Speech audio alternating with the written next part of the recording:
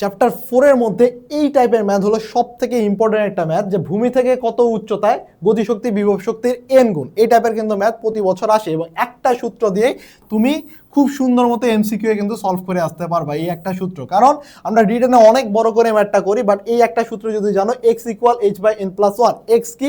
X হলো ভূমি থেকে কত উচ্চতায় বস্তুটা আছে, আর n কি? n হলো কত গুণ, ধরো বলছে গতিশক্তি বিভব শক্তির n গুণ, গতিশক্তি বিভব শক্তির দ্বিগুণ, তখন n এর ভ্যালু হয়ে যাবে 2। গতিশক্তি বিভব শক্তি বলছে 4 গুণ, তখন n এর ভ্যালু হয়ে যাবে 4।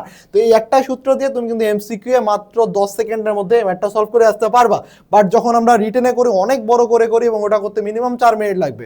সো এই একটা সূত্র মনে রাখার চেষ্টা করবা। তো আমরা যদি একটা কোশ্চেন দেখি, যে ভূমি থেকে 20 মিটার উচ্চতা থেকে একটি বস্তু ফেলে দেওয়া হলো, ভূমি থেকে কত উচ্চতায় গতিশক্তি বিভব শক্তির 2 গুণ হবে। তো তোমার কাছে n এর মান কত দিছে ভাইয়া? n এর মান দিছে 2, আর কত উচ্চতা h দেওয়া আছে তোমাকে 20 মিটার। তাহলে আমরা জানি x ইকুয়াল h/n+1, তার মানে কত? 20 বাই হলো 3, এটা করলে যা আসবে সেটা হলো তোমার অ্যান্সার। তো এই যে ইজিলি তুমি জাস্ট এই একটা সূত্র দিয়ে এত বড় একটা 1 পেজের ম্যাথ তুমি জাস্ট 10 সেকেন্ডে সলভ করে আসতে পারবা এমসিকিউ এর ক্ষেত্রে।